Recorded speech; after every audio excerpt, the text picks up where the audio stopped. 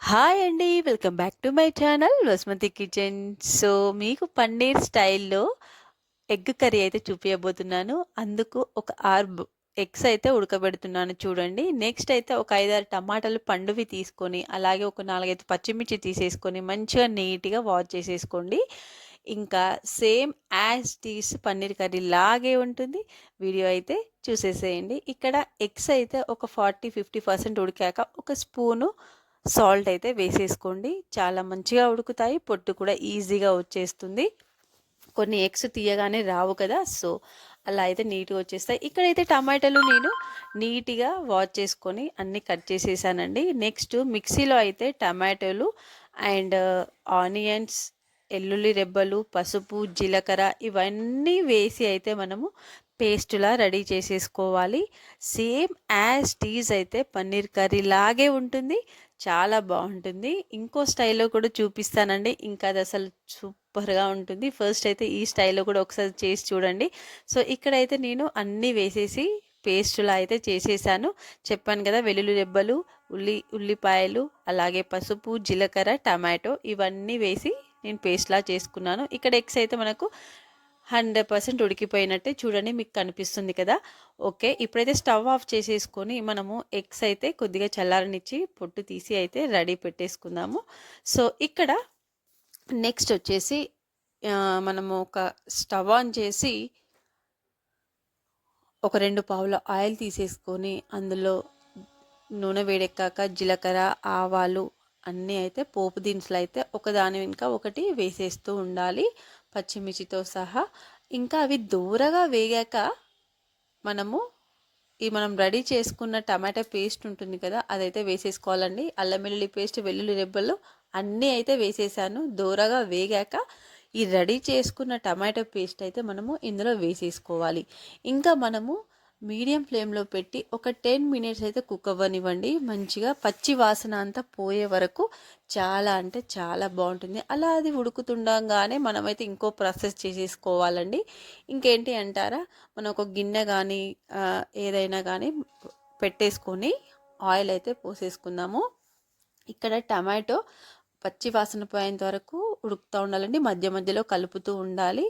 కొద్దిగా మనకు మసాలా పౌడర్ అంటారు కదా, మనం అన్నీ రెడీ చేసుకుంటాం కదా, దాల్చిన చెక్క, విలాచి ఇవన్నీ, ఆ పౌడర్ కూడా కాస్త చిటికెడు వేయండి. అలాగే ఇంగువ కూడా. సో, ఇక్కడైతే ఇంకో ప్రాసెస్ నేను వేరే దానికైతే పోపు పెట్టేస్తున్నానండి. సో, చల్లచారుకని. సో, ఇంకో గిన్నె పెట్టేసుకొని నేను చల్లచారుకైతే ప్రిపేర్ చేస్తున్నాను. సో, మనకైతే ఇక్కడ 90% అయితే పచ్చి వాసన పోయిందండి, ఉడికిపోయింది. సో, ఇక్కడ నేను ఎగ్స్కి అయితే చాక్తో ఘాట్లు పెట్టేస్తున్నాను. కడాయి పెట్టేసుకొని అందులో ఆయిల్ ఒక పావు వేసేసుకొని అవి నూనె వేడెక్కాక వాటిని గోల్డ్ కలర్లా, అంటే మంచిగా గోల్డ్ బంగారు రంగు కలర్ లాగా వచ్చేటట్టు వేపుకోవాలి. చిటికెడు పసుపు అయితే వేసేసుకోవాలి. అలా వేగాక మనము ఈ ఉడికిపోయిన సూప్లో మంచిగా ఎగ్స్ని అయితే యాడ్ చేసుకోవడం. లాస్ట్లో వేసాను కదా ఇంగువ, ఇది మస్ట్ అండి. నేనైతే ఎప్పుడు ప్రతి కర్రీలో వేస్తాను ఇంగువ. సో, ఇక్కడైతే మనకు రెడీ అయిపోయినట్టే. ఇంకా దీంట్లో మనము ఎగ్స్ వేసేసుకోవడమే, ఇంకేం లేదండి నెక్స్ట్ ప్రాసెస్. సో, ఇక్కడ ఏంటి ఇంకో గిన్నె తర్వాత ఇంకో గిన్నె పెడుతుంది ఏం చూపిస్తుందని అనుకోకండి. సో, వేరే కర్రీస్కి అయితే ప్రాసెస్ చేస్తున్నాను, అదే క్రమంలో వీడియో అయితే వచ్చేసింది. సో, ఇంకా మనకు ఇక్కడ 99% ఉడికిపోయినట్టే.